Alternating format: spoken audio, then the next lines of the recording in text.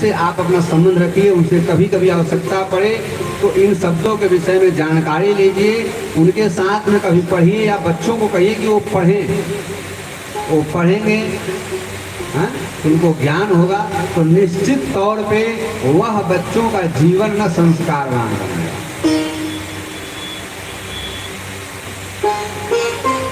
और दूसरी चीज आपको बता दें कि जितनी तेजी से, जितने रफ्तार से जीवन भाग रहा है,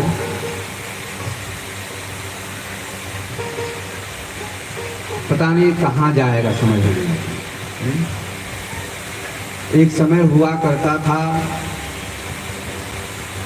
जब माँ बाप को ही भगवान माना जाता था ना, और हम अक्सर कथाओं में कहते हैं माता च पार्वती दिव्या पिता देवो महेश्वर बांधवास्य भक्ताश्च स्वरेशो भुवनत्रयम्। अरे हमारे यहाँ कहा जाता था कि हमारे माता, हमारे पिता ही हमारे भगवान हैं, और भगवान की तरह उनकी पूजा किया जाता था। उस परंपरा में, उस देश में, उस जगह वृद्धाश्रम बनाए जाने लगे। सोचना जरा, हाँ, आजकल लोग बड़ा गर्व से कहते हैं कि वृद्धाश्रम चला रहे हैं। मुझे बड़ा दुख होता है कि जिस देश के लोग अपने माँ बाप को ही भगवान मान करके पूजा करते थे, सेवा करते थे, उसी देश के लोग अब गर्व से कहते हैं कि हम वृद्धाश्रम चला रहे हैं।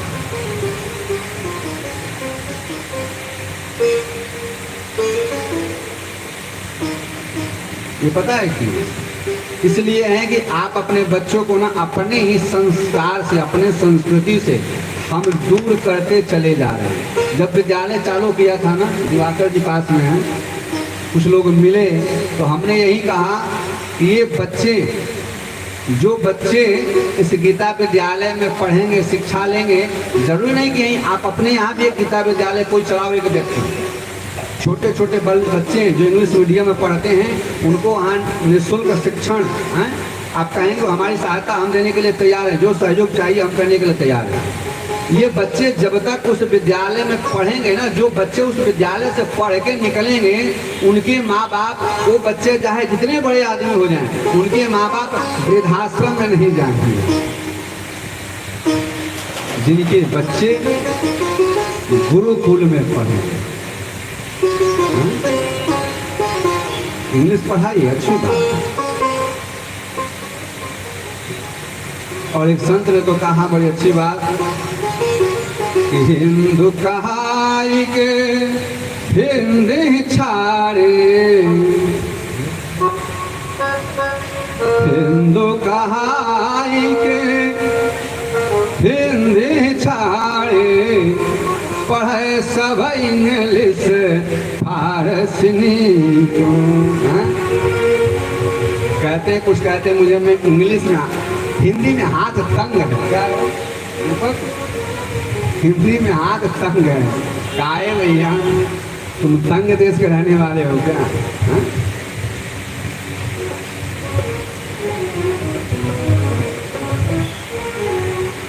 आप सभी भी कोशिश करें, प्रतिदिन नहीं तो सप्ताह में, जिस दिन छुट्टी हो, अवकाश हो, उस दिन बच्चे चाहे भजन पढ़ें, चाहे संस्कृत के मंगलाचरण गाएं, या बच्चों को लेकर के उस दिन किसी न किसी आश्रम में जाएं, किसी न किसी गौशाला में जाएं, इनसे सेवा कराएं। यही कथा का मर्म है, क्योंकि ये बच्चे की जब बचपन से आदत बनी होगी ना, तो बुढ़ापे तक ये सेवा करते रहेंगे। और बचपन में आदत नहीं लगेगी तो हर माँ बाप बुढ़ापे में चाहते हैं कि हमारे बच्चे हमारी सेवा करें ना।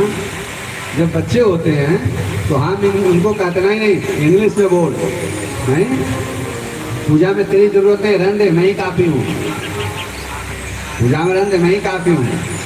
मंदिर जाके क्या करेगा, भगत बन गया। और जब बड़े होते हैं तो आप उम्मीद करते हो कि ये बच्चे आपकी सेवा करें, कहाँ से करेंगे, आपने जब सिखाया ही नहीं। फिर यही बच्चे इतने पढ़ जाते, इतने पैसे वाले हो जाते हैं, चले जाते हैं विदेश, वहीं शिफ्ट हो जाते हैं, कहते हैं मम्मी पापा से कि आप हरिद्वार चले जाओ, मैं पैसा भेज दूंगा। बोल गौरी शंकर भगवान की। समय 3 बजे का था, और सोनू समय कितने बजे का था? 4 बजे का था, 3 बजे का था। अभी 3 बजा नहीं होगा, हो सकता है। हम लोग जल्दी आ गए, कल से हम लोग समय से आएंगे, ठीक है। बोल बालकृष्ण भगवान की जय। जय श्री राधे, जय जय श्री राधे, जय जय श्री राधे।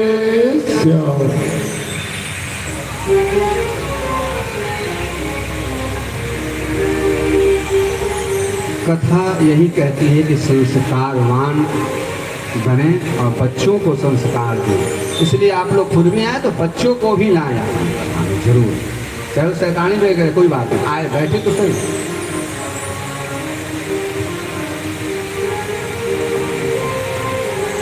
आज हम लोग कथा सुनेंगे एक बालक के भी, जो बालक की आदत लगी और अंत में वह बालक इतना बड़ा संत बना कि पूरी दुनिया उस संत की सेवा करती। इस बालक की कथा हम लोग सुनेंगे।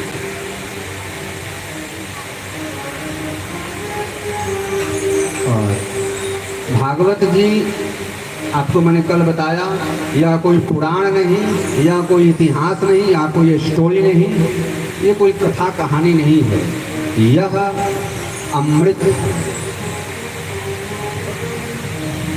तभी व्यास ने लिखा कि पिबत भागवतम रसमालयम मुहुरहो, यह अमृत। नारद जी ने जब सनक सनंदन सनत कुमार जी से जिज्ञासा प्रकट किया ना, तो सनक सनंदन सनत कुमार ने कहा कि आपने औषधि दी, अमृत नहीं दिया। ज्ञान वैराग्य को आपने औषधि तो दी, लेकिन आपने अमृत नहीं दिया। और जो व्यक्ति मृतावस्था में हो जाए, उस व्यक्ति की काम औषधि नहीं करती, उसको तो अमृत पिलाना पड़ता है। तो नारद ने कहा कि अमृत क्या है? तो सनक सनंदन सनत कुमार ने कहा अमृत क्या है? श्रीमद् भागवत जी ही अमृत है। बोले भागवत भगवान की जय।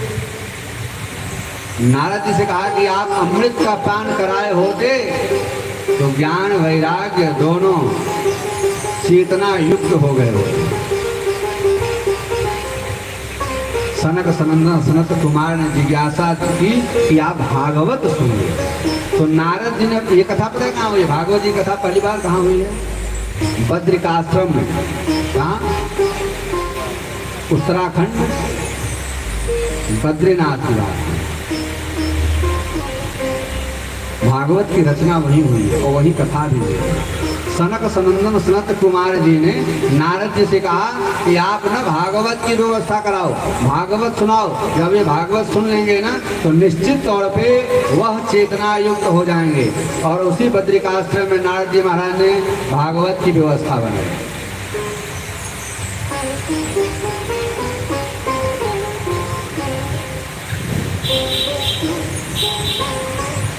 सनक सनंदन सनत कुमार व्यासपीठ पर उनको बिठाया, एक आसन अपने लिए लगाए, एक आसन भक्ति के लिए, एक आसन ज्ञान वैराग्य के लिए। और फिर नारद सब लोगों को बुलाने गए। किसको? कथा सुनने के लिए लोगों को। अच्छा, आप लोग भी बुलाए हो किसी को? हाँ, अच्छा, आपने बुलाया है। आप लोगों ने बुलाया है? हाँ, बुलाए। क्योंकि नारद जी जब बुलाने जा रहे थे लोगों को ना, तो कुछ लोग ऐसे थे जो कह रहे थे भैया कथा सुनना है, तुम सुनो। हाँ, तुम्हें सुनना है तो तुम सुनो। तो नारद जी ने कहा कि नहीं, आप जब चलोगे ना, आपके जाने मात्र से ही बैठने मात्र से ही जो कथा का पुण्य आपको मिलेगा ना, तो आधा उसमें से हमें मिल जाएगा। तो ऐसे सैकड़ों हजारों लोग जब आएंगे तो उनका थोड़ा थोड़ा भी हमें मिलेगा, तो सोचो कितना मिल जाएगा। बोल बाल कृष्ण भगवान की जय। तो सोचो आप बुलाते हो जितने लोगों का ना, तो उतना उतना भाग आपको मिलता है।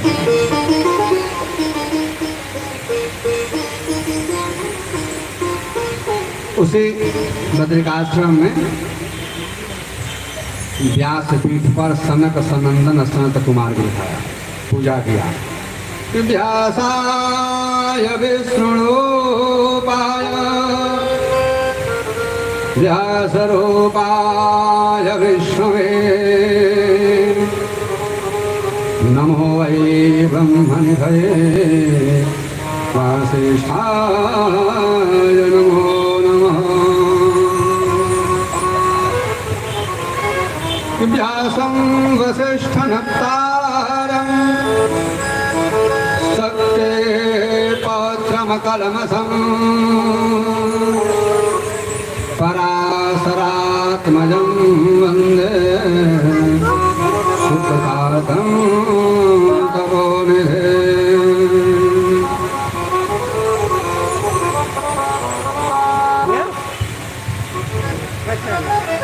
व्यासपीठ पर 4 लोगों को बिठाया, चारों भाइयों को बिठाया। कहा कि व्यासपीठ पर जो योग्य हो उनको बिठाना चाहिए, अयोग्य को व्यासपीठ से नहीं बिठाना। इसी विषय में बहुत सारी चर्चाएं हैं।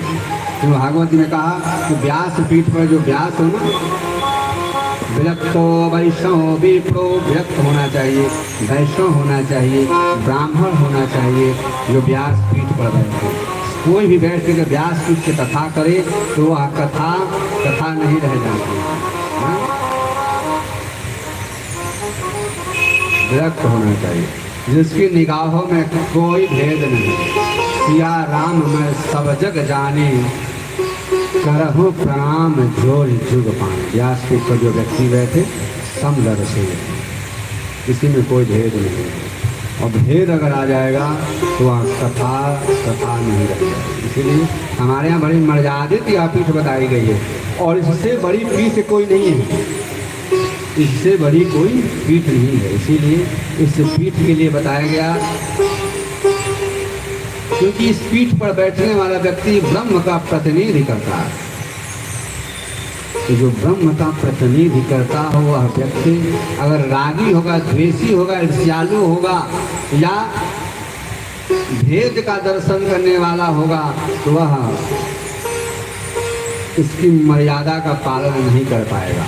और जो इसकी मर्यादा का पालन नहीं कर सकता, वह मर्यादा हमें नहीं सिखा सकता। इसलिए सनक सनंदन सनत कुमार परम सिद्ध संत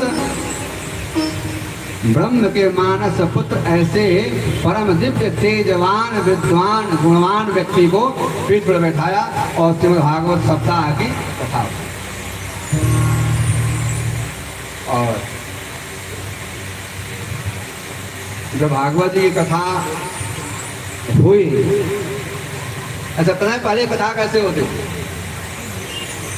पहले कथाएं अनवरत चलती रहती थी, कोई विराम नहीं ना। और ज़्यादा पुरानी बात नहीं, हम तो अपने समय की बात करें। हम जब भागवत जी की शिक्षा ली मैंने सन 2000 में, तो सुबह भी 4 घंटे कथा होती थी और शाम को भी 4 घंटे कथा होती ना। और अब तो एक टाइम ही 4 घंटा कथा नहीं होती। बोल भागवत भगवान की जय ना। सोचो एक टाइम भी अब 4 घंटा कोई बैठने को तैयार।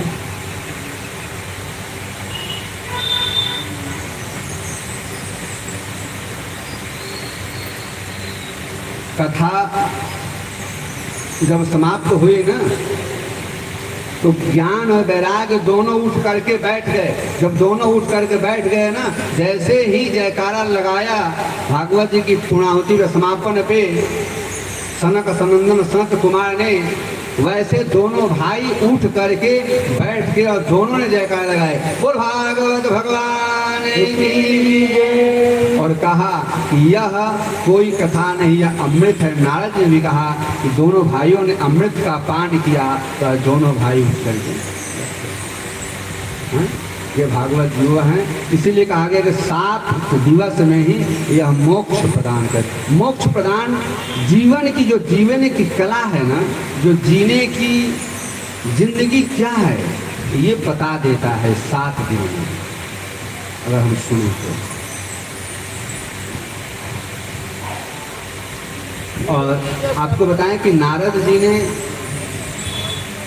भागवत की रचना के विषय में नारद जी ने ही कहा।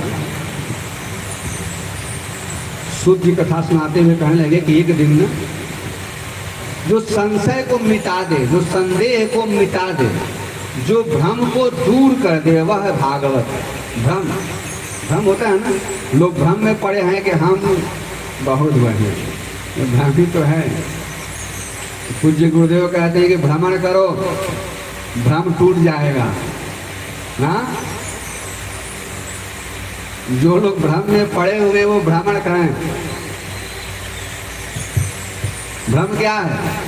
यह भ्रम ही तो है कि हम बहुत सुंदर हैं, बहुत पैसे वाले हैं, बहुत ज्ञानी हैं, हम हैं। ये भ्रम ही तो है। मैं, संत ने कहा भ्रमण करो। ऐसे ही एक दिन हमारे परम पूज्य व्यास जी महाराज चिंतित हो गए। आपको बताएंगे व्यास जी की कथा आई है, सुध ने सुनाया। एक दिन व्यास जी बड़े चिंतित हो गए, बहुत चिंतित थे कि क्या कैसे, बड़े भटक रहे थे, यूं ही मानसिक स्थिति उनकी ठीक नहीं थी।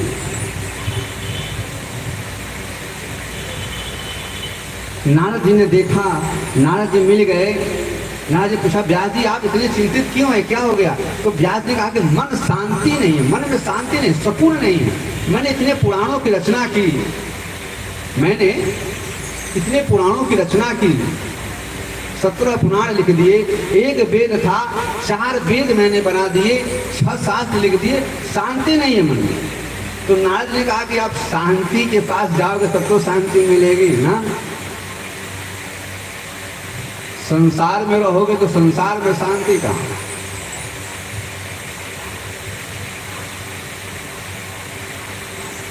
संसार में शांति कहाँ?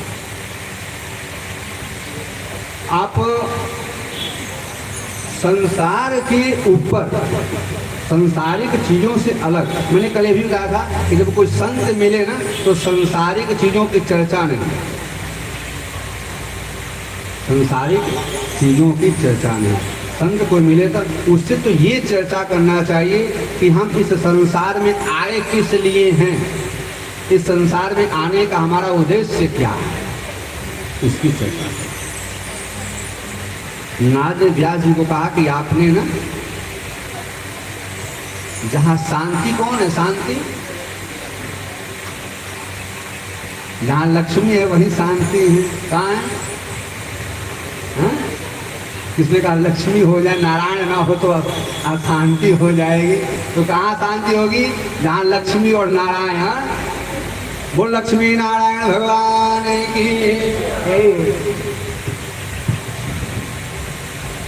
आगे आपने उनकी पूर्ण लीला की कथा आपने नहीं लिखी, इसीलिए आपने ना, या यूं कह ले कि आपने तत्व नहीं लिया, आपने सारांश नहीं लिया आपने, और इसीलिए आप भटक रहे हैं। और आप दूध कितना भी पी लें, जब तक मक्खन, आपको पानी वाला दूध कितना भी पी लो, उससे पुष्टि नहीं मिलेगी। इसी लोग कहते हैं कि बिना पानी का दूध नहीं। अगर ग्वाला पानी मिला, ग्वाला के साथ छोड़ो, दिल्ली में तो पता नहीं दूध ही कहाँ आता है ना। लेकिन दूध में जो मक्खन होता है ना, जो घी होता है, वो शरीर को वो पुष्ट करता है। तो नारद जी ने व्यास जी को बताया कि आपने ना उस मक्खन, उस तत्व की चर्चा नहीं की, आपने वह तत्व की व्याख्याएं नहीं की, उस परम पूर्णावतार की आपने चर्चाएं नहीं लिखी, उनकी कथाएं नहीं कही आपने, उनकी कथाएं नहीं लिखी, इसीलिए आपको शांति नहीं। आप तो पूर्णमदः पूर्णमिदं पूर्णात् पूर्णमुदच्यते पूर्णस्य पूर्णमादाय पूर्णमेवावशिष्यते। उस पूर्णावतार की कथा कि वही है इस संसार में जो सब कुछ करने वाला। कौन है? संत ने कहा कि इस दुनिया में सुंदर सुंदर फूल खिलाने वाला कौन है? इस दुनिया में सुंदर सुंदर फूल खिलाने वाला। सब लोग मिलके मीठी तालियों से सब लोग बोलेंगे, क्योंकि वही सब कुछ है और उसी को हमने याद नहीं किया। कौन? इस दुनिया में सुंदर सुंदर फूल खिलाने वाला। इस दुनिया में सुंदर सुंदर फूल खिलाने वाला। तरह तरह की कठपुतली का नाच नचाने वाला। तरह तरह की कठपुतली का नाच नचाने वाला। तरह तरह की कठपुतली का नाच नचाने वाला। तरह तरह की कठपुतली का नाच नचाने वाला। कौन है कि बोलो बोलो कौन है? कौन है कि बोलो बोलो कौन है? सब कुछ करता रहता फिर भी मौन है। सब कुछ करता रहता फिर भी मौन है। बोलो कौन है कि बोलो बोलो कौन है? कि बोलो कौन है? कि बोलो कौन है? ईश्वर की सबसे बड़ी विशेषता करता सब कुछ, कहता कुछ भी नहीं। और जीव की सबसे बड़ी विशेषता बस में कुछ नहीं, चिल्लाता रहता है सब मैंने किया, ये मैंने किया, वो मैंने किया ना। सब कुछ करता रहता फिर भी मौन है। सब कुछ करता रहता फिर भी मौन है। बोलो कौन है? बोलो बोलो कौन है? बोलो कौन है? बोलो बोलो कौन है? क्यों? कभी ध्यान सागर में गाता कितना जल ठहराया। कभी ध्यान सागर में गाता कितना जल ठहराया। कभी ध्यान सागर में जाता कितना जल ठहराया। कभी ध्यान सागर में जाता कितना जल ठहराया। उसके ऊपर गेंद बनाकर भूमंडल को बसाया। उसके ऊपर गेंद बनाकर भूमंडल को बसाया। उसके ऊपर गेंद बनाकर भूमंडल को बसाया। उसके ऊपर गेंद बनाकर भूमंडल को बसाया। उसे तैराने वाला सर सृष्टि रचाने वाला। उसे तैराने वाला बोलो कौन है? बोलो बोलो कौन है? बोलो बोलो कौन है? बोलो बोलो कौन है? सब कुछ करता रहता फिर भी मौन है। कभी हंसाने वाला, कभी रुलाने वाला। कभी जगाने वाला, कभी रुलाने वाला। कभी हंसाने वाला, कभी रुलाने वाला। कभी जगाने वाला, कभी रुलाने वाला। बोलो कौन है? बोलो बोलो कौन है? बोलो कौन है? बोलो बोलो कौन है? सब कुछ करता रहता फिर भी मौन है। सब कुछ करता रहता फिर भी मौन है। सब कुछ करता रहता फिर भी मौन है। सब कुछ करता रहता फिर भी मौन है। बोलो कौन है? बोलो बोलो कौन है? बोलो बोलो कौन है? बोलो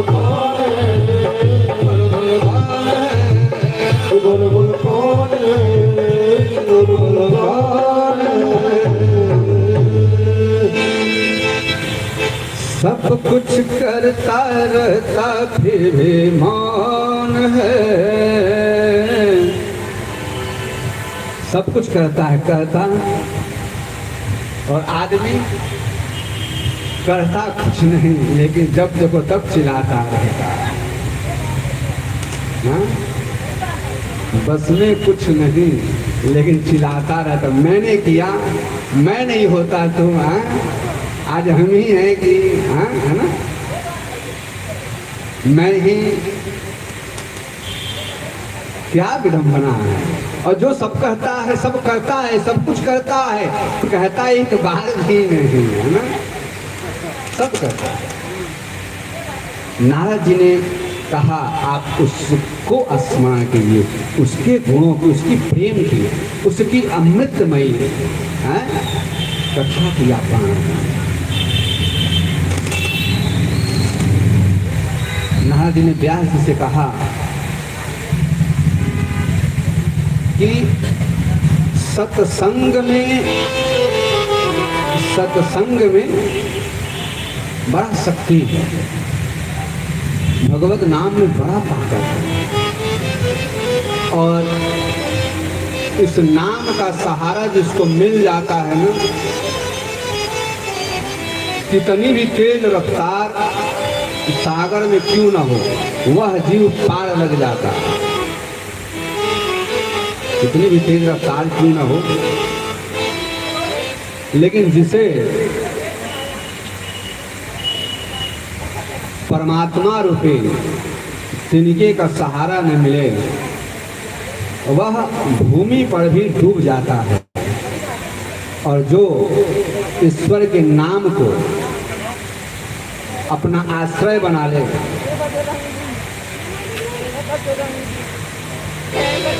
उसके जीवन में कैसे भी उथल पुथल आए, कैसे भी समताएं आए, वह उससे पार हो जाता है।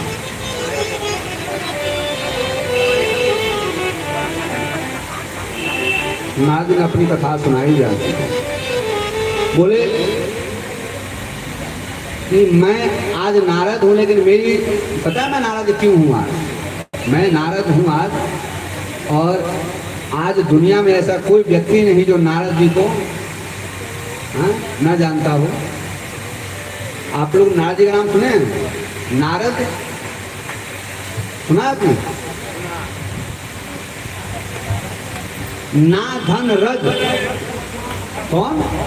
जिसकी वाणी कभी रज ना हो, वो है नारद। ना धन रज। और एक संत ने कहा कि जो नर को नारायण से मिला दे वह है कि श्रीमन नारायण नारायण नारायण श्रीमन नारायण नारायण श्रीमन नारायण नारायण श्रीमन नारायण नारायण नारायण श्रीमन नारायण भगवान नारायण नारायण नारायण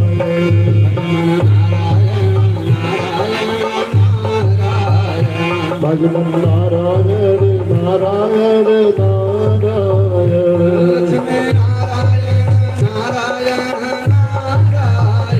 लक्ष्मी नारायण नारायण नारायण सत्य नारायण नारायण सत्य नारायण नारायण नारायण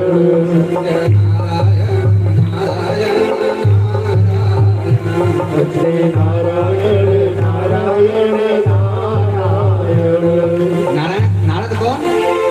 जो नारायण से मिला दे, नर को नारायण से मिला दे, वह है कौन?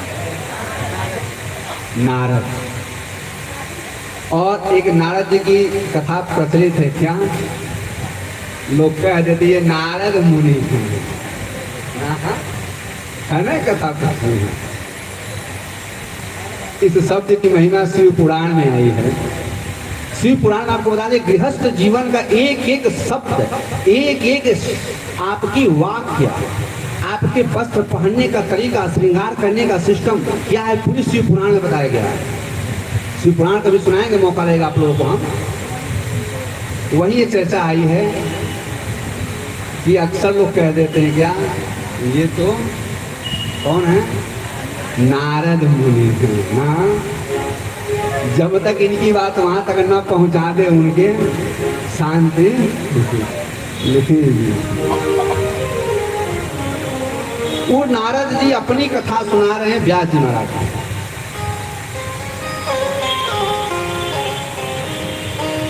व्यास जी मेरे पिछले जन्म की बात है, सब पिछले जन्म की बात है।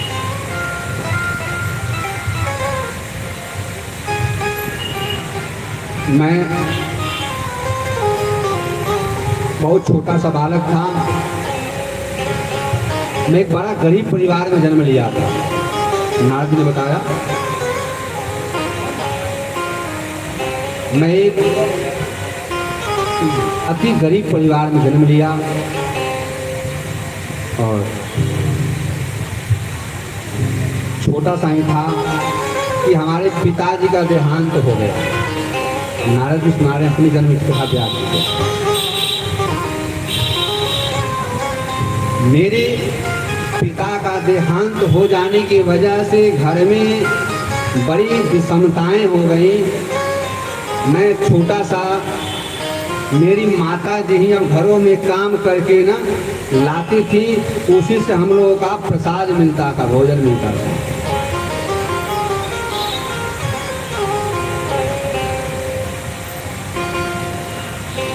व्यास जी, एक दिन की बात है कि हमारे गांव में कुछ महात्मा लोग आए हुए थे। कौन आया था? महात्मा लोग आए। नारद ने कहा कि कुछ महात्मा लोग आए हुए थे। तो महात्मा लोग आए तो बोले कि अब हम लोग यहीं रहेंगे, क्योंकि चातुर्मास्य व्रत प्रारंभ हो गया था।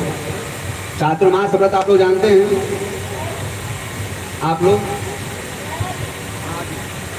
वैष्णव संत अपना भगवा गाड़ते हैं। जो वैष्णव होते हैं वे अपना भगवा गाड़ते हैं। वे 4 महीने तक देवशयनी एकादशी से लेकर के देवोत्थान एकादशी तक, आषाढ़ शुक्ल पक्ष की एकादशी से लेकर के कार्तिक शुक्ल पक्ष की एकादशी तक एक ही जगह रहते हैं। उसके अलावा कहीं जाते आते आवागमन बंद कर देते हैं। क्यों? क्योंकि पहले क्या था कि साधन नहीं होता था, बरसात का मौसम होता था। एक गांव से दूसरी जगह जाएंगे, कहीं कीचड़, कहीं पानी, कहीं कुछ। इसी वजह से वे 4 महीना तक। अच्छा, इन दिनों में कीड़े मकोड़े भी बहुत ज़्यादा होते हैं, जीव जंतु भी बहुत ज़्यादा पनपते हैं। तो एक चातुर्मास से व्रत, वैसे भी चातुर्मास से व्रत में ऐसा बताया गया है। आप लोग खाली सावन में जानते हैं कि लहसुन प्याज या तमोगुणी वस्तु का ध्यान त्याग करना चाहिए, नहीं। 4 महीने तक सुपाच्य शुद्ध शाकाहारी नहीं। कुछ माता जी हंस रही हैं क्योंकि मैंने कह दिया था कि अब धीरे धीरे तुम लोग ना हमारी ओर आओगे। ठाकुर लोग हैं, ठकुराई भोजन नहीं जाती है। भोजन की व्यवस्था बताई गई। आपने जैसा भोजन करोगे वैसे ही गुण आपके अंदर उत्पन्न होंगे। तो 4 महीने तक नहीं हो सके तो जलाहार पर रहें, जल का आहार लेकर के रहें। जलाहार से नहीं चल सकता काम तो फलाहार पर रहें, और फलाहार से भी काम नहीं चलता तो एक समय अन्नाहार लेकर के रहें। कितना समय? नाम एक ही समय ले, लेकिन अन्य क्या कहे, कुछ और भी चाहिए। हाँ,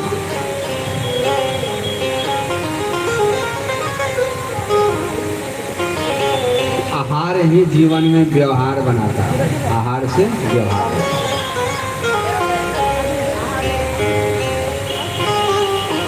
संत लोग आए हैं चातुर्मास के व्रत रखने के लिए, व्रत करने के लिए, और इसी गांव में रुके हैं। कहा कि 4 महीने तक हम लोग यहीं रहेंगे, देवोत्थान एकादशी तक। तो गांव वालों ने बड़ा अच्छा कहा कि गुरु जी आप लोग आए हैं तो बड़ा अच्छा है कि हमारे गांव में सत्संग होगा। आपको बता दें कि 4 महीने तक आज भी परंपरा है पूर्वांचल में कि महात्मा एक ही जगह रुकते हैं और इस चातुर्मास से पूरे 4 महीने तक सत्संग, प्रवचन और यज्ञ इत्यादि करते हैं। नहीं, पूरे 4 महीने। इन 4 महीनों में ज़्यादा से ज़्यादा अपना ध्यान अध्यात्म में लगाना चाहिए।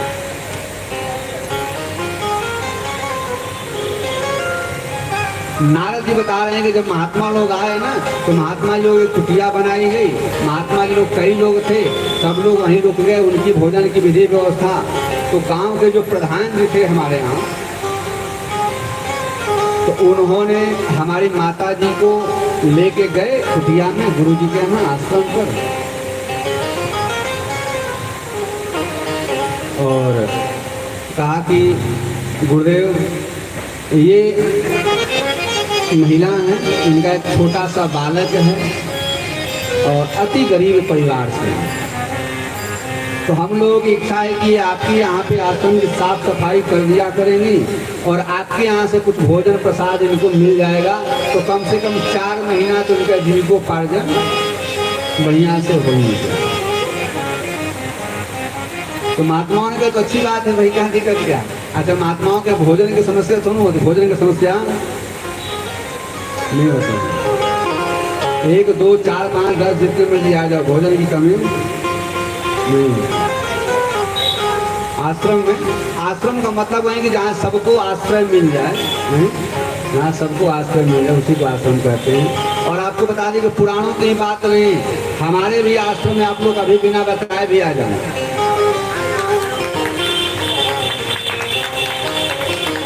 हमारे आश्रम में भी आप बिना बताए भी आ जाना। ऐसा नहीं कि बता के आओगे तभी व्यवस्था होगी, नहीं, बिना बताए आ जाना। आओगे तो बिना प्रसाद आपको आने का मौका नहीं मिलेगा, प्रसाद जरूर मिलेगा, क्योंकि आश्रम का मतलब ये प्रसाद की व्यवस्था पूरी रहती है। 1 आओ, 2 आओ, 10 आओ, नहीं आओगे जो चाहोगे। और ऐसा नहीं कि यही मिलेगा, ऐसा कुछ नहीं है। हमारे एक शिष्य है, अभी मैंने उसको कहा था कहाँ गए, मैसेज किया गुरु जी, हाँ हमारा आश्रम में हर चौथे सप्ताह में भंडारा की व्यवस्था हमारे यहाँ रहती है। चौथे शनिवार में भंडारा किया जाता है, हर चौथे शनिवार में। एक दिन भंडारा तो क्या, आश्रम में तो रोज भंडारा, रोज आओ, खूब खाओ, सब खाओ। हाँ, जरूरी नहीं कि सेवा ही करो, आओ तो सही। हम तो कहते तुम इसी बहाने आओ तो सही, प्रसाद के लिए ही सही आओ। हाँ, और हाँ, ठकुराई भोजन नहीं मिलेगा ध्यान, हमारे यहाँ ठकुराई वाली भोजन नहीं मिलेगा। हमारे यहाँ तो महात्मा वाली भोजन मिलेगा। क्या? हाँ, अमृत मिलेगा, दूध मिलेगा भाई, दूध मिलेगा, घी मिलेगा, छाछ मिलेगी खूब चकाचक। हाँ, छाछ पियो चकाचक, दूध पियो चकाचक। महात्माओं के भोजन की कमी नहीं है। महात्मा जी ने कहा कि कोई बात, बहुत अच्छी बात है, इसको यहीं छोड़ दो आप, हाँ सेवा करेगी। इसका छोटा सा बालक भी है, हम लोग का कुछ काम भी कर दिया करेगा, इसका भी मन लगा रहेगा। तो जो नारद जी की माता जी थी ना, वो अपना सुबह साफ सफाई करके गांव में लोगों के घरों में काम करती थी, चली जाती थी। नारद जी महात्माओं के साथ ही, महात्मा का तुलसी दल ले आओ, तुलसी दल लाओ, जब दुर्बा लेके आओ, दुर्बा लाते थे, जब कमंडल में जल लाओ, जल लाते थे। तो महात्माओं ने नाम रखा, पता है क्या नाम रखा? रामदास। क्या नाम रखा? नारद ने कहा कि हमारा पूर्व जन्म का नाम है रामदास, जो राम का दास है वह रामदास।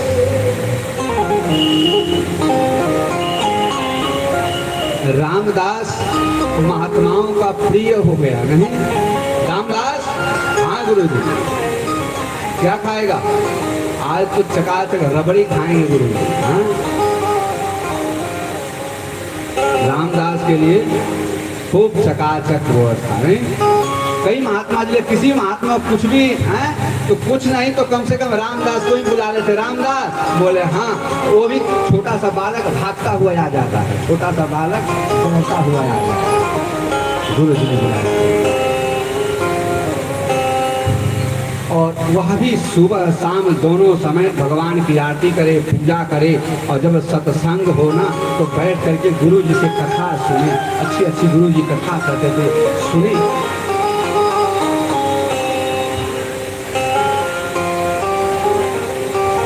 रामदास को भी महात्माओं से ऐसा मिलन हो गया ना, ऐसा प्रेम हो गया ना कि रामदास भी, आपको बता दें कि रात को सोते समय भी जब माँ के साथ सो रहे और नींद खुल जाए ना तो उठ करके गुरु जी के पास आ जाता था और गुरु जी के चरण दबाने लगता था।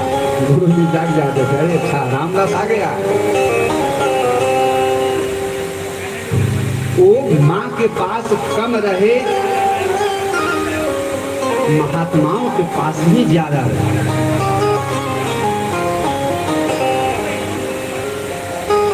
रामदास के साथ ऐसी महात्माओं का आपसी, पता नहीं पूर्व जन्म का क्या ऐसा योग रहा, महात्मा लोग भी बड़ा प्रसन्न होते थे।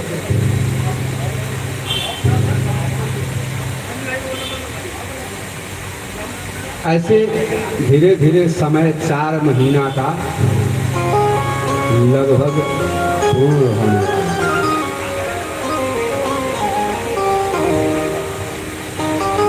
अब गुरु जी ने कथा में ऐसे ही कहा उन्होंने कि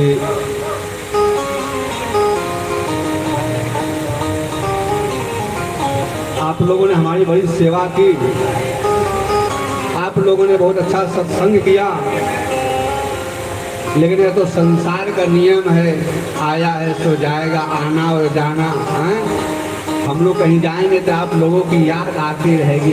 गुरु जी ने सत्संग में एक दिन ऐसे ही कह दिया तो बालक ने सुन लिया कि गुरु जी अब जाएंगे, गुरु जी अब जाएंगे यहाँ से, हैं? तो जैसे सत्संग खत्म हुआ ना, वो रामदास गुरु जी के पास, गुरु जी आप जाओगे? हाँ बेटा, ये तो जीवन यात्रा है, आज यहाँ कल कहीं और, परसों कहीं और, यही तो जीवन की यात्रा है।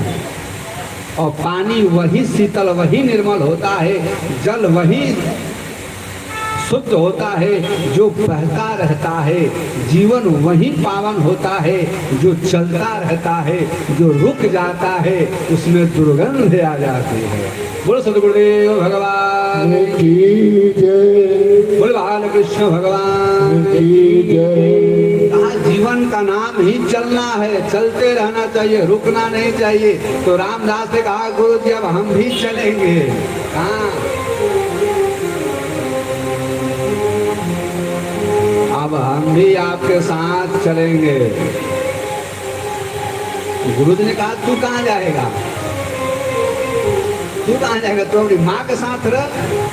बोला ना, आपने तो कहा कि जो रुक जाता है उसमें दुर्गंध आ जाते हैं, उसमें विषय आ जाते हैं, उसमें व्याधियां आ जाती है, और जो चलता रहता है वो पावन होता है। तो हमें भी अब चलना है, रुकना। चलते हैं गुरु जी, चल दो, चलते हैं। जय जय श्री राधे, जय जय श्री राधे, जय जय श्री राधे। अरे बाबा के चरणों में वंदना करते हुए सभी कहना है, मेरे मन में बस गई रे श्याम तेरी सूरतिया। जय जय जय। आई सभी नाचते गाते ये सही कहना है बाबा के दरबार में। ठाकुर जी महाराज को दिल में धारण करते हुए सब यही कहना है, मेरे मन में बस गई रे श्याम तेरी सूरतिया मन में बस गई रे श्याम तेरी सूरतिया मेरे मन में बस गई रे श्याम तेरी सूरतिया मेरे मन में बस गई रे श्याम तेरी सूरतिया सूरतिया तेरी सूरतिया सूरतिया तेरी सूरतिया सूरतिया तेरी सूरतिया सूरतिया तेरी सूरतिया मेरे मन में बस गई रे श्याम तेरी सूरतिया मन में बस गई रे श्याम तेरी सूरतिया जय श्री राधे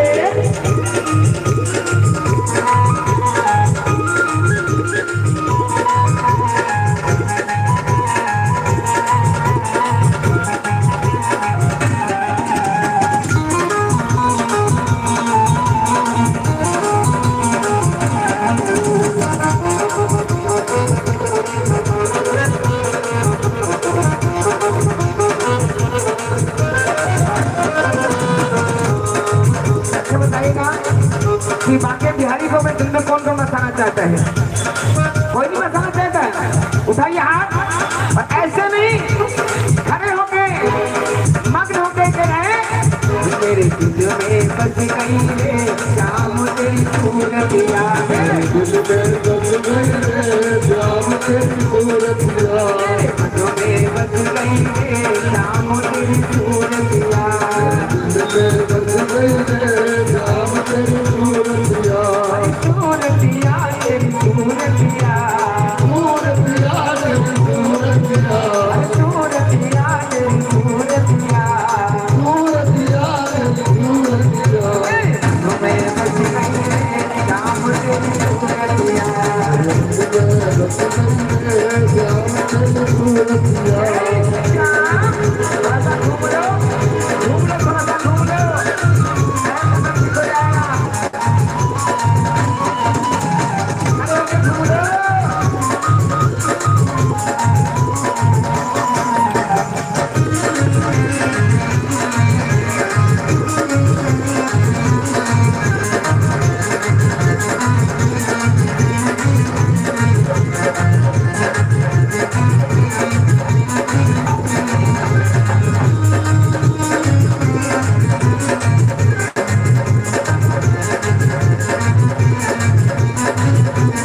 मोटे मोटे तेरे नैना कारे मोटे मोटे तेरे नैना कारे मोटे तेरे नामारे मन को लागे प्यारे प्यारे मन को लागे प्यारे प्यारे ओ मन को लागे प्यारे प्यारे मन को लागे प्यारे प्यारे तुझे रे ले गई रे शाम तेरी सूरतिया बस गई रे श्याम तेरी सूरतिया तुझे भी बस गई रे शाम तेरी सूरतिया मन में बस गई रे श्याम तेरी सूरतिया आज लगा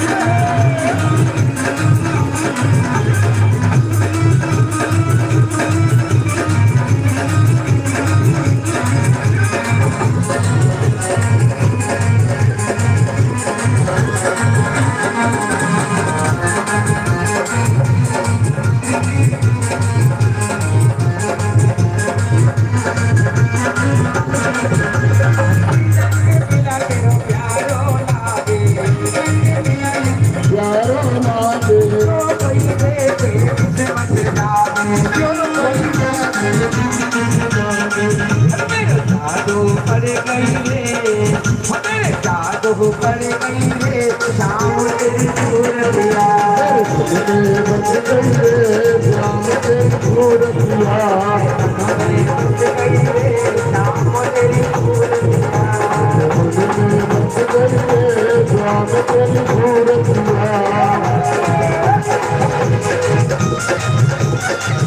साधु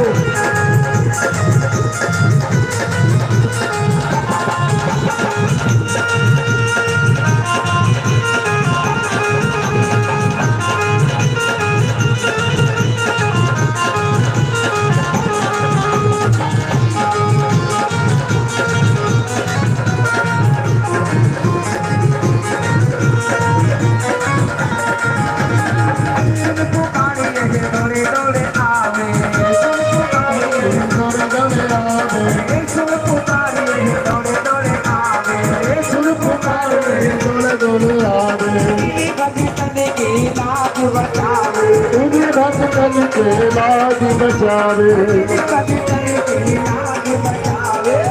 भगतन के लाज बचावे घर ले गयो रे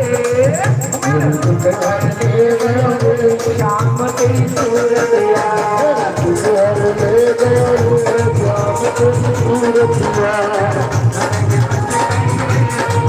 तेरी सूरतिया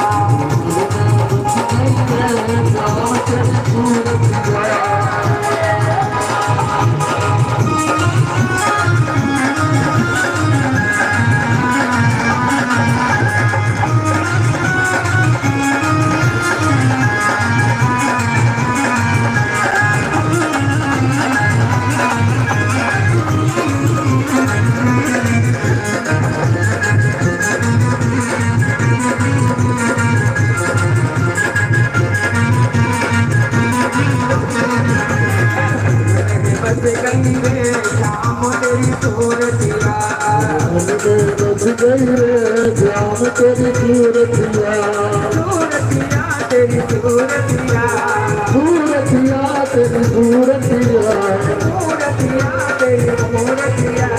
सूरतिया तेरी सूरतिया मेरे मन में बच गई रे श्याम तेरी सूरतिया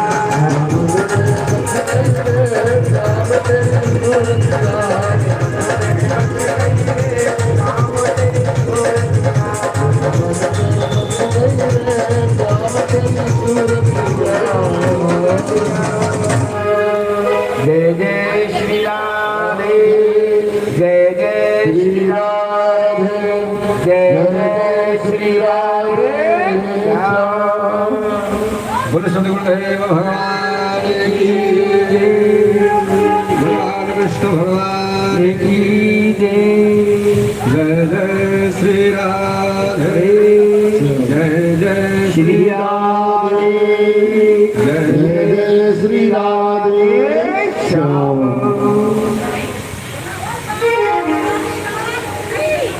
नारद जी के हृदय में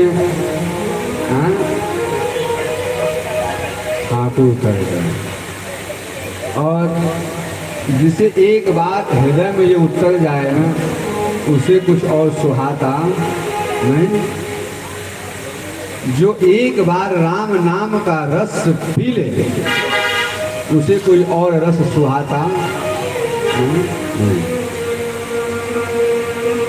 इसलिए तो संत कहते हैं कि जाम पर जाम पीने से क्या फायदा, रात बीती सुबह तो उतर जाएगी, पीना है तो पीले पगले कृष्ण नाम का रस तेरी पूरी जीवन समझ जाएगी। बोल गुरुदेव भगवान की जय। नारद जी ने कहा कि मैं भी चलूंगा और जैसे ये बात उसकी मम्मी को पता चली, उसकी माँ को पता चली कि मेरा बेटा तो साधु बनने वाला है।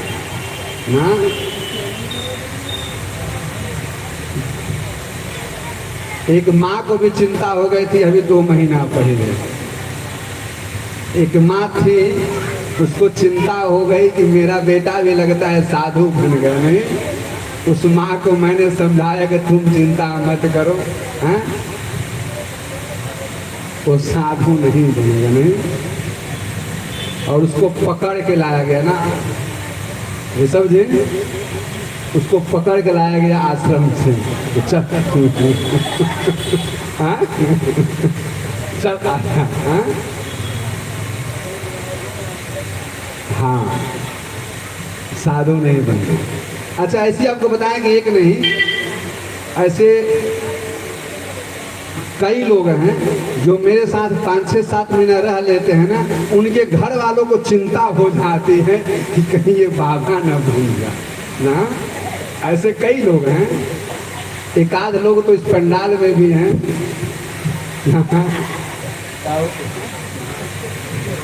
शाम होते 9 बजे फोन खटक जाता है, आज अभी बाबा नहीं बना है, नहीं अभी बाबा नहीं बना।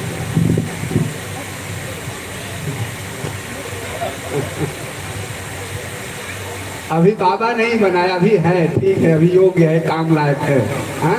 लेकिन चिंताएं बनी हुई है, पता नहीं कब बाबा बन जाएगा।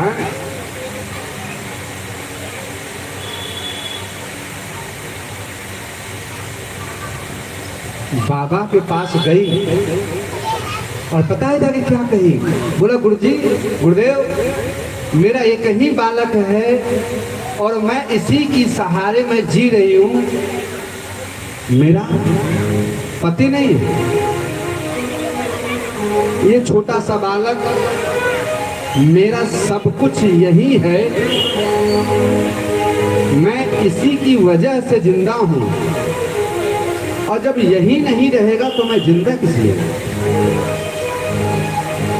गुरु जी, तो आजकल कई दिनों से मैं बाकी बातें कर रहा है, तो माँ ना महात्माओं से कह रही है, आजकल कई दिनों से बाकी बातें कर रहा है कि मैं तो उत्तराखंड चला जाऊंगा, मैं तो गुरु जी के साथ रहूंगा, मैं तो भगवान की भजन करूंगा। गुरु जी, आप ना उसे ले करके मत जाए, बस चाहे मुझे सेवा की सेवादारी देना या मत देना, लेकिन मेरे बेटे को मुझे दे देना, बस।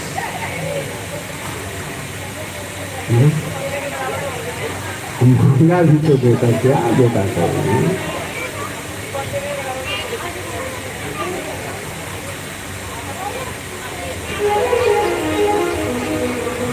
क्या बोल, बाल कृष्ण भगवान की जय। अब महात्मा जी को दुविधा, महात्मा जी के लिए बहुत बड़ी दुविधा। दुविधा क्या? बालक कहता है कि मैं रहूंगा नहीं, और माँ कहती है कि लेके जाना नहीं। बालक कहता है मैं रहूंगा नहीं, माँ कहती है लेकर जाना नहीं। अब महात्मा जी दुविधा में है कि हम ले जाएं कि छोड़ जाएं, क्या करें? बालक को ऐसी सत्संग का रंग चढ़ गया कि अब वो बिना सत्संग का रह सकता नहीं, और माँ अपने पुत्र मोह में, मोह और कुछ नहीं, क्योंकि संसार में कोई किसी का नहीं, कोई किसी का नहीं।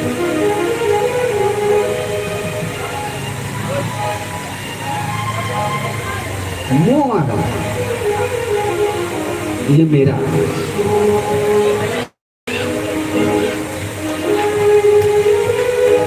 माँ कह रही कि ले मत जाना।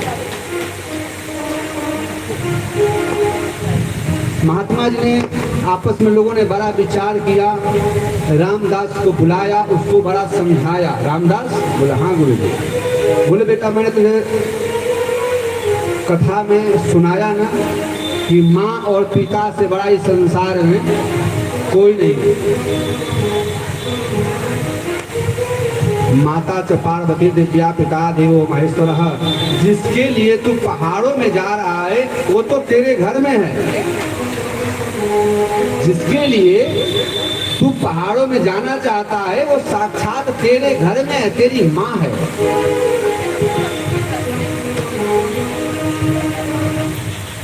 और रामदास एक बात सुन, महात्मा जी ने समझाया, एक बात सुन बेटा,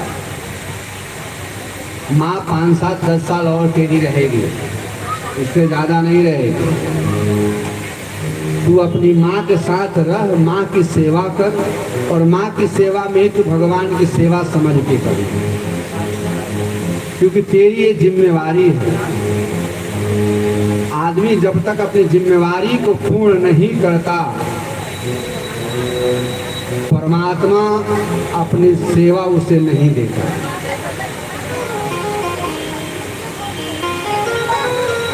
तो अपनी माँ की सेवा कर। और एक और सबसे बात,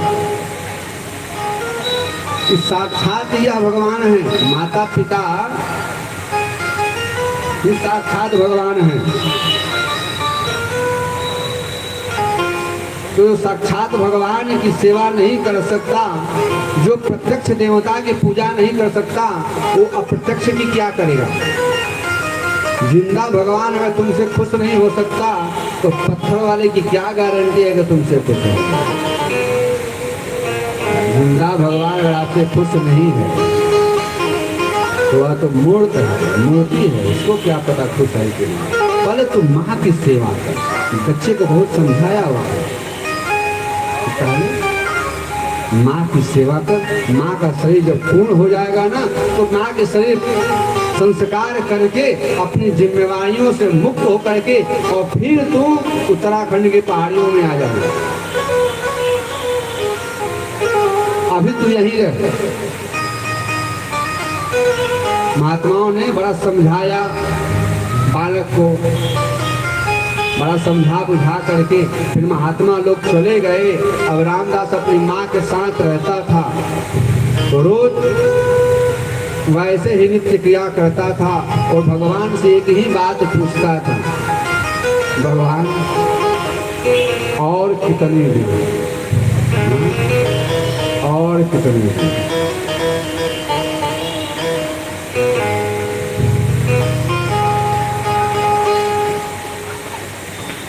एक दिन ऐसा आया समय को उसकी माँ शरीर को छोड़ दिया। जब उसकी माँ ने शरीर का त्याग किया ना, तो रामदास को जब सूचना मिली कि तेरी माँ छोड़ के जा चुकी हैं, तो बोला कि माँ कहाँ छोड़ के जा चुकी, मैं तो कब का माँ को छोड़ चुका हूँ। हाँ, मन ही मन बड़ा प्रसन्न हुआ। आज मन ही मन भागे थयो भागे जंजाल, अब मैं सुखे भजो मैं श्री गोपाल। ये बहुत बड़ा व्यवधान था, बाधा थी। सांसारिक कार्यों के लिए तो नमी आंखों से करता रहा, लेकिन अंदर से बड़ा प्रसन्न था कि अब मुझे रोकने वाला कोई नहीं है।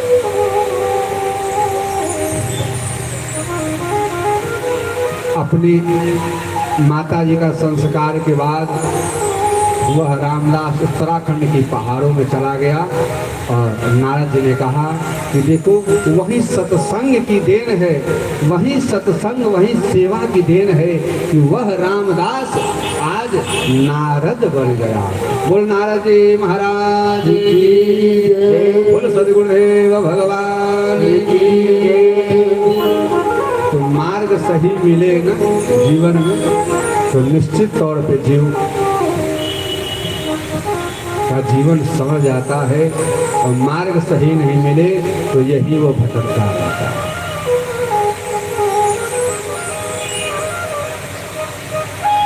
मार्ग सही मिले तो मार्ग कौन सा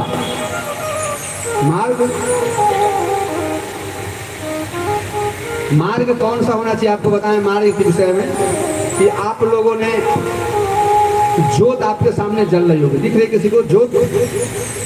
जोत नहीं जल रही है, जल रही है। उसकी लौ कहाँ जा रही है? ऊपर की ओर जा रही है ना। क्यों? क्योंकि वह अग्नि तत्व अंश है। इसका अंशी कौन है? सूर्य नारायण है। तो यह अंश चाहता है कि अपने अंशी में जा करके हम मिल जाएं, इसीलिए यह जोत ऊपर की ओर जाता है। और आप लोगों ने देखा होगा पानी गिरता है कहाँ? नीचे। क्यों? समुद्र नीचे है, वही अंशी है, जल उसका अंश है। हर अंश अपने अंशी में मिलना चाहता है।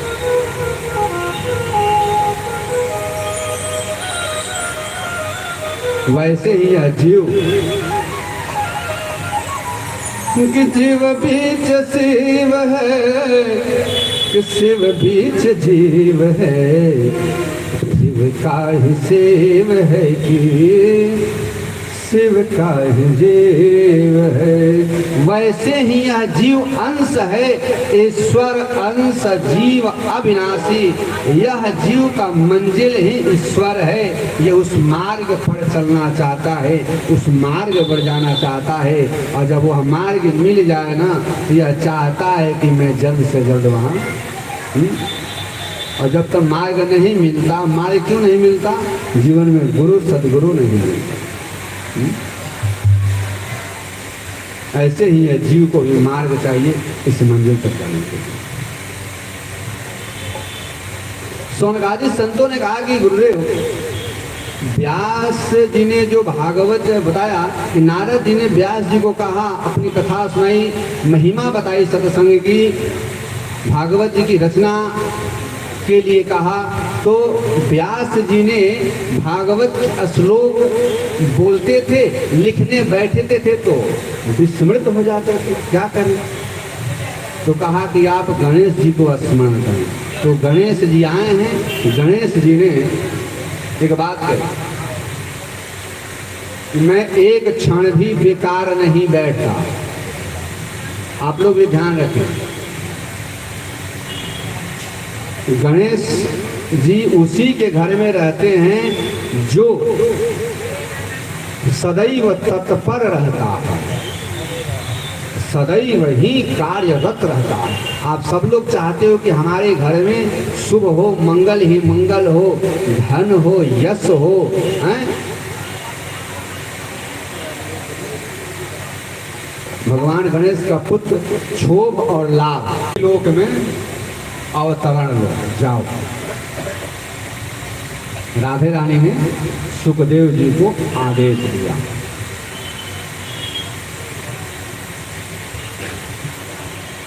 तो राधे गोलोक धाम से सुखदेव जी चले हैं। सुखदेव जी आए हैं सुग्गा बनकर। क्या बन करके? सुग्गा बनकर लटके हैं महाराज सुखदेव जी। बोले सुखदेव जी महाराज की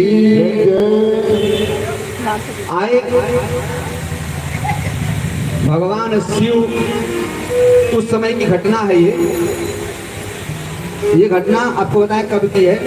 जब एक दिन ना शिव और पार्वती दोनों, शिव पार्वती दोनों बैठे हुए थे। इसकी महिमा शिव पुराण में है। गृहस्थ जीवन की कथा है, वहाँ पे आई विशेष व्याख्या शिव पुराण में है। हम लोग संक्षिप्त में चलेंगे, तो सुखदेव जी का जन्म भी कराना है। तो नारद जी गए थे कहाँ? शिव जी के यहाँ। मैया बैठी, बाबा नहीं थे घर में। सुखदेव जी कह रहे हैं, व्यास जी कह रहे हैं, शुद्ध जी सौनकादि संतों को सुना रहे कि जब नारद जी पहुंचे हैं ना, तो वहाँ गए हैं, तो अपनी घर की समाचार लोग पूछते हैं ना, तो पंडित जी आते हैं, तो पंडित जी आते हैं, क्या हाल चाल है भैया? सब ठीक है, और बच्चे बच्चे सब ठीक हैं, काम यही होता है ना।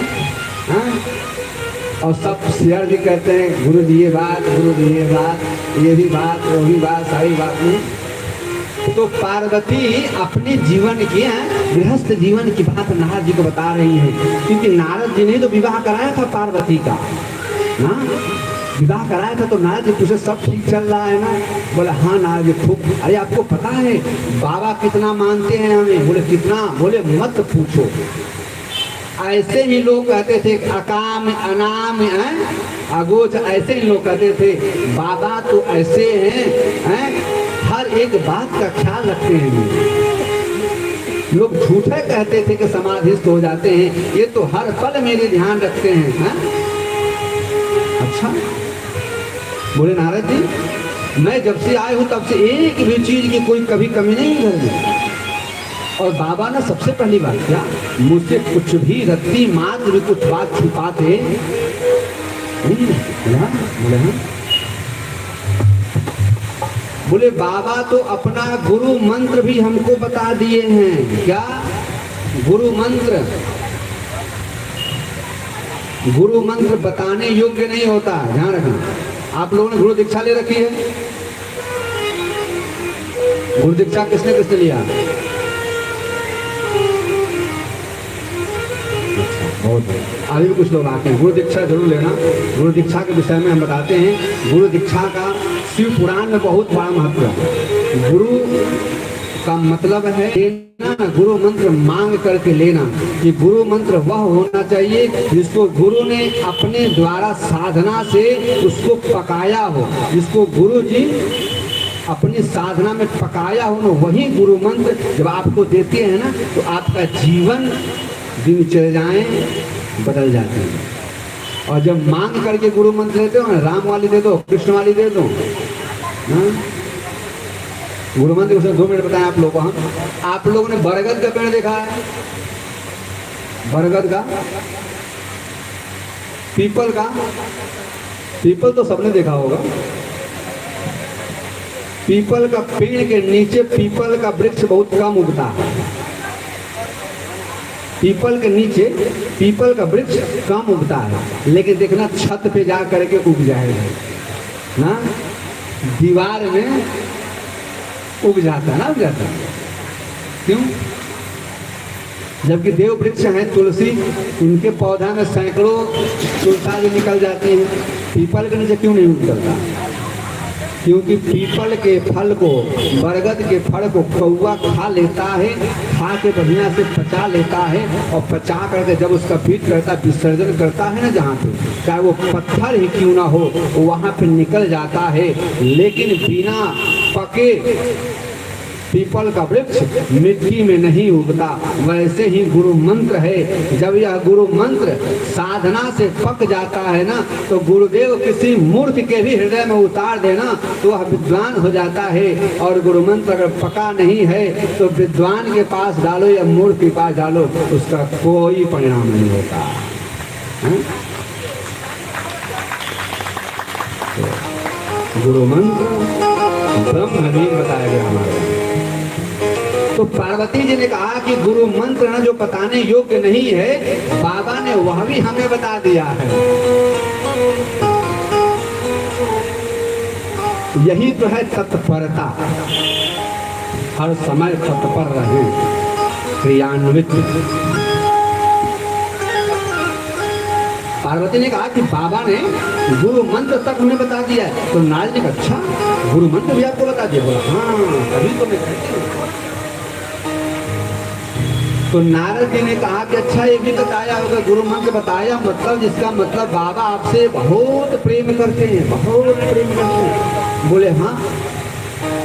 तो नारद ने कहा चलो अच्छी बात है, तो बढ़िया बात है। अच्छा मैं एक बात बताओ? बोले हाँ।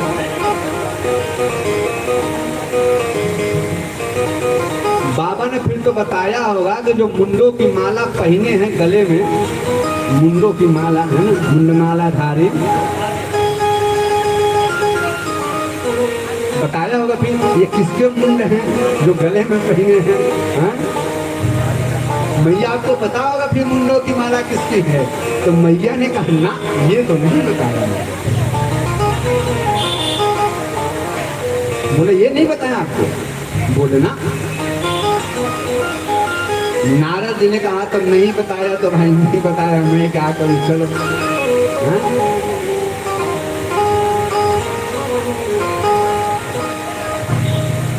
नारद जी ने कहा, और वैसे ही पार्वती के हृदय में संदेह उत्पन्न हुआ कि बाबा इसका मतलब हमसे छुपाते हैं ना, बाबा हमसे छुपाते हैं।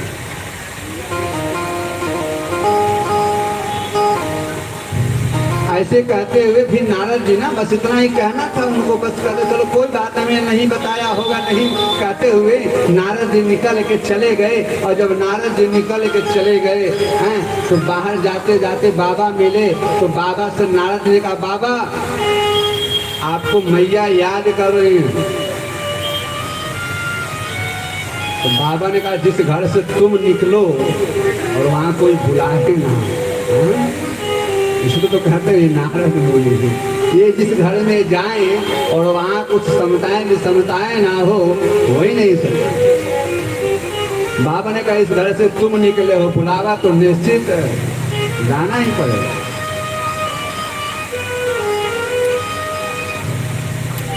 बाबा जब अंदर आए, मैया अरे प्रिय, पार्वती ने कहा कि हमें प्रिय मत कहा करो, हम आपको कहा का प्रिय नहीं, काम बताओ। नहीं, जब माताएं नाराज हो जाती हैं तो उनका वाक शक्ति क्षमता थोड़ी सी बढ़ जाती है।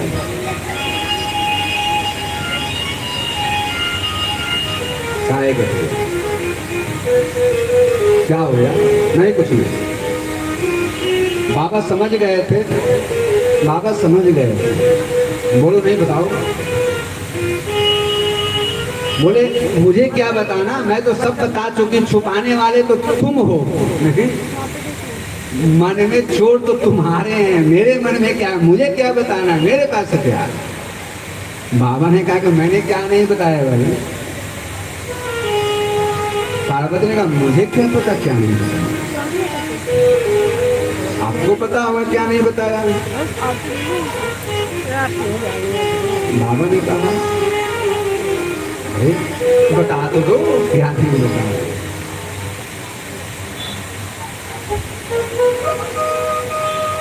पार्वती ने कहा कि जो बात बताओ। बोले क्या? बोले जो गले में पहने रहते हुए 24 घंटा, ये किसका मुंड है, ये किसकी गर्दन है, ये कौन है जो 24 घंटा तुम धारण किए रहते हो, ये कौन है? ये कहाँ बताया? मुझे बताया आज तक। अच्छा मुझे बताओ कभी मैं होती कौन हूँ?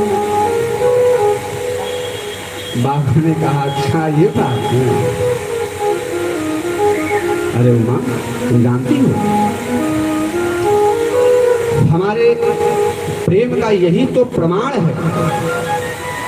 शिव जी ने कहा पार्वती से हमारे प्रेम का यही तो प्रमाण है जो मैं गले में धारण करता हूँ। अरे तुम्हें नहीं पता ये क्या है? बोले क्या?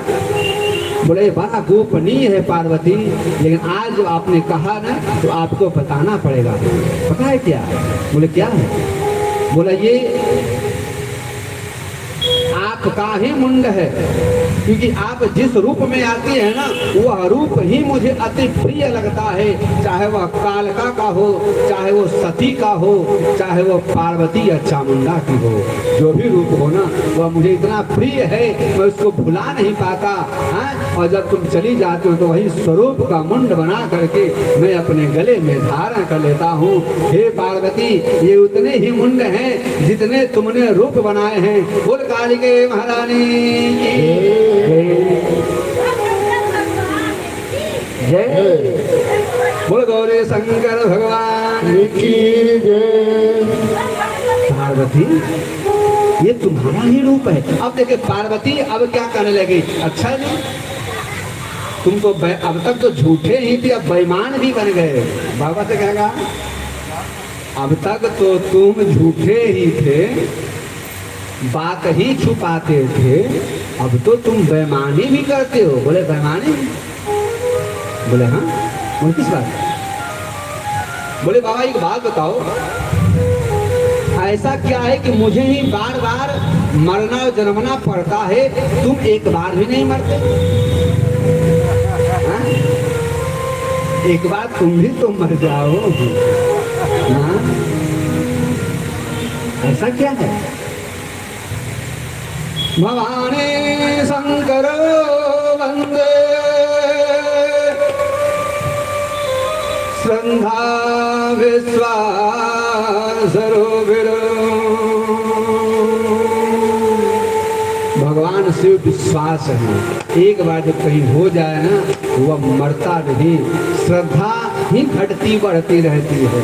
पार्वती ही श्रद्धा है। कहा कि देखो, बोले नहीं नहीं देखो मत, मैं तो सती भी बनी, पार्वती भी बनी, मरी भी, जन्मी भी। ऐसा तुमने क्या किया कि एक बार भी नहीं मरे? भाई क्या है तुम्हारे लिए? बाबा ने कहा देखो मैं ईश्वर की अमर कथा सुनता हूँ। कौन कथा? आप लोगों ने सुना है अमर कथा? अमर कथा, जिस अमरनाथ में लोग जाते हैं दर्शन करने के लिए, मैं अमर कथा सुनता हूँ। इसलिए मैं कभी मरता जन्मता नहीं। तुम श्रद्धा हो, तुम कथा नहीं सुनते से मरना जन्मना पड़ता है। जो भी ना कथा सुनता है ना, वह मरता नहीं है। शरीर भले छूट जाए, उसका नाम इस संसार में अमर रहता है, जो भगवान का सेवक है। शिव ने कहा कि मैं कथा सुनता हूं, और वही अमर कथा सुनाने के लिए भगवान शिव पार्वती को लेकर के हिमालय की कंदरा में, जहां आप सब लोग जाते हैं दर्शन करने, बाबा अमरनाथ, बर्फानी, भूखे को अन्न, प्यासे को, बोल अमरनाथ भगवान